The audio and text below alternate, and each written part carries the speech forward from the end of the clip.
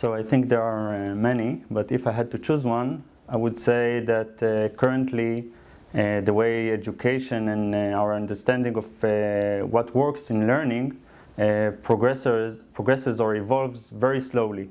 So we slowly find new strategies for learning, and we also slowly adopt these new strategies that work. This also leads to the situation where the ones who benefit from these more effective learning strategies are mainly the communities who have a high social economical status, and we don't manage to propagate it to everyone who can benefit from it.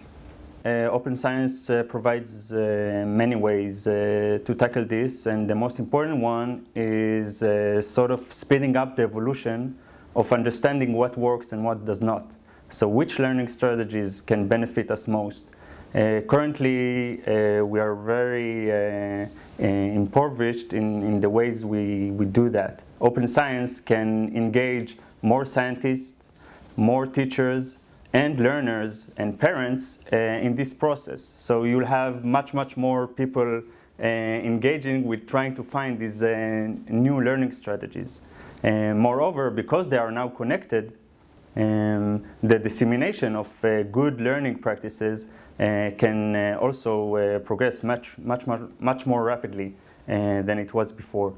So if I had to sum up, I think open science can engage many more people than currently are on something which concerns us all, which is what are best learning practices, and also speed up the evolution of learning and sort of match it with the evolution of the job markets and all other things that currently are changing.